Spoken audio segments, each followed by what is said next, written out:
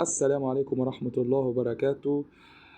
معاكم الكورة مع ياسين، ونبدأ أول حلقاتنا معاكم في تخطيط أخبار نادي الزمالك. ويلا بينا بأول الأخبار. بعد وفاة كابتن إيهاب جلال، فشل انتقال لاعب الزمالك الشاب إلى النادي الإسماعيلي، اللاعب الذي انتهت إعارته مع النادي المصري البورسعيدي بنهاية الموسم المنتهي. وفي ظل خروجه من حسابات الجهاز الفني للزمالك، تحدث مصدر مقرب من محمد طارق مدافع نادي الزمالك عن فشل انتقال اللاعب إلى نادي الإسماعيلي، اللاعب الذي انتهت إعارته مع نادي المصري البورسعيدي بنهاية الموسم المنتهي.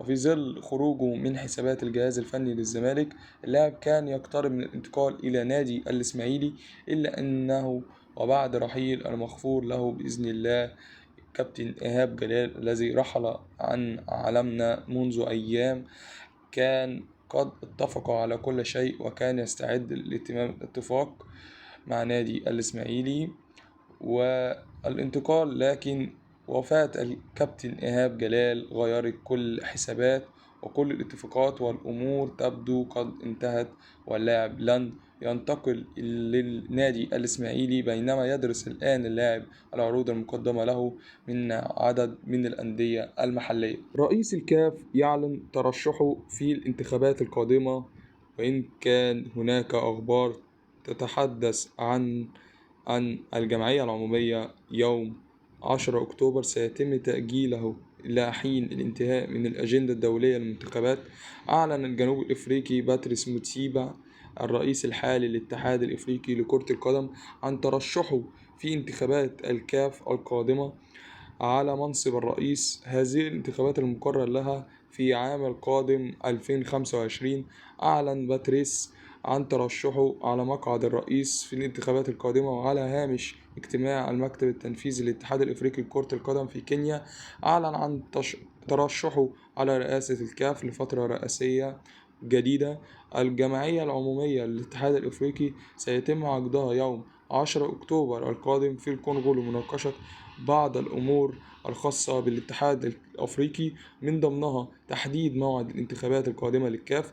وإن كان هناك أخبار تتحدث عن أن الجمعية العمومية يوم 10 أكتوبر سيتم تأجيلها لحين الانتهاء من الأجندة الدولية. إخلاء سبيل أحمد فتوح.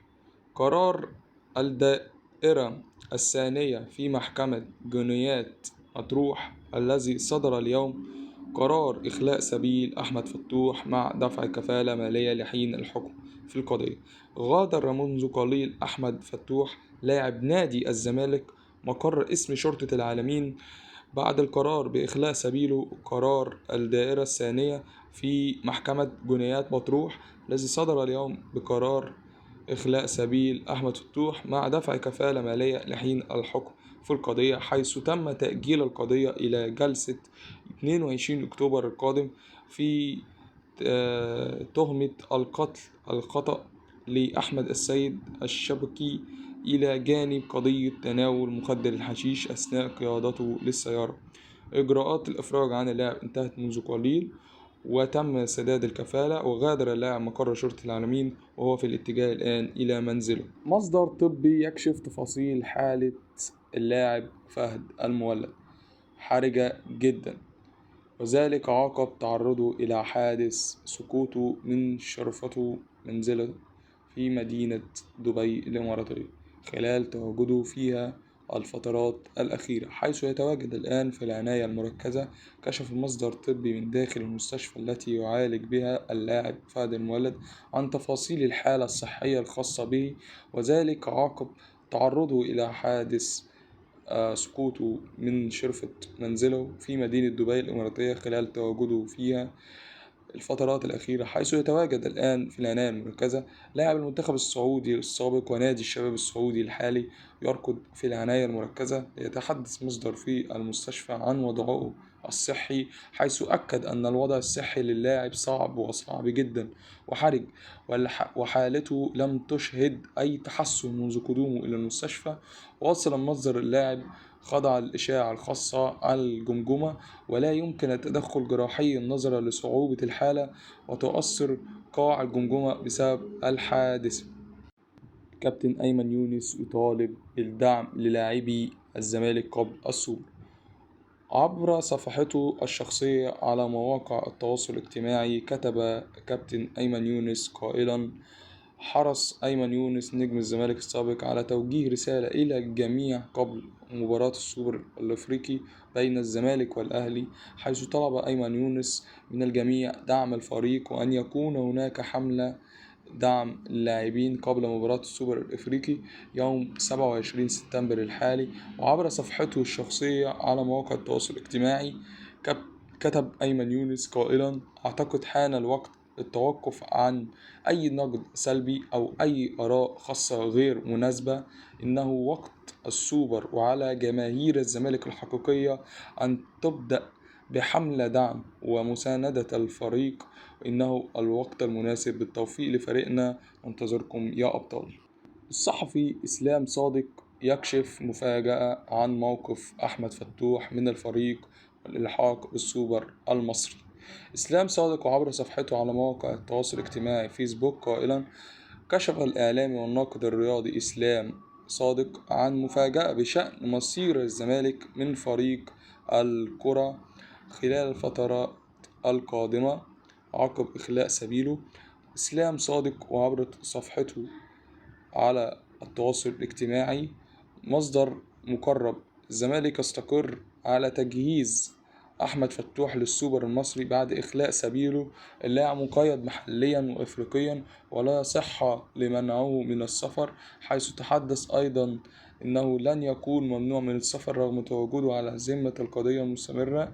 كانت محكمة جنايات مطروح الدائرة الثانية اليوم قد قررت تأجيل قضية اللاعب أحمد فتوح إلى يوم 22 أكتوبر وإخلاء سبيله، حيث قررت إخلاء سبيله بكفالة 50,000 جنيه على أن يحضر الجلسات القادمة لمناقشة الشهود. صفقة كانت قريبة بقوة من الزمالك إلى أبها السعودي.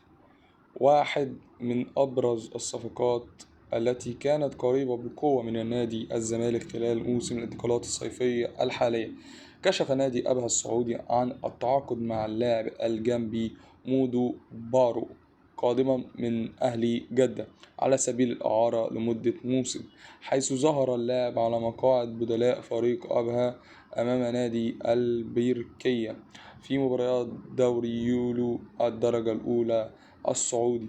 وكان الجنبي مودو بارو واحد من أبرز الصفقات التي كانت قريبة بقوة من نادي الزمالك خلال موسم الانتقالات الصيفية الحالية، إلا أن تواجد في أهلي جدة يعاني ضياع الصفقة من الزمالك رسميا. الجهاز الفني للزمالك يكشف موقفه من الدفع بفتوح في السوبر الإفريقي. علق مصدر من داخل نادي الزمالك عن موقف الجهاز الفني من الدفاع باللاعب أحمد فتوح الظهير الأيسر للفريق في مباراة السوبر الإفريقي أمام الأهلي. كانت محكمة جنايات مطروح الدائرة الثانية اليوم قد قررت تأجيل قضية اللاعب أحمد فتوح إلى يوم 22 أكتوبر وإخلاء سبيله. مصدر من داخل الزمالك أكد أن الجهاز الفني للفريق يرى صعوبة كبيرة قد يتواجد فتوح مع الفريق خلال السوبر الافريقي امام الاهلي، وذلك بسبب حالة اللاعب النفسية بسبب ما حدث الايام الماضية من الحادثة والمحاكمة، الى جانب عدم الجاهزية البدنية والفنية، وذلك بغض النظر عن موقف اللاعب القانوني من امكانية السفر من عدمها بسبب استمرار تواجده على ذمة القضية. محمد فاروق: الزمالك يتراجع عن تلك الصفقة بسبب المغالاة المالية.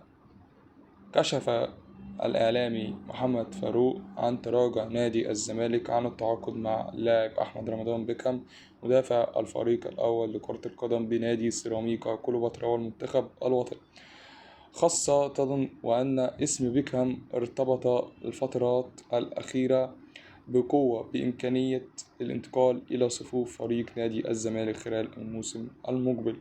محمد فاروق وعبر حسابه على مواقع التواصل الاجتماعي: الزمالك يتراجع عن التعاقد مع أحمد رمضان بيكهام بسبب مغالاة سيراميكا كليوباترا في طلباته المالية. ومن هنا بتنتهي حلقتنا. أشوفكم في حلقة جديدة، والسلام عليكم ورحمة الله وبركاته.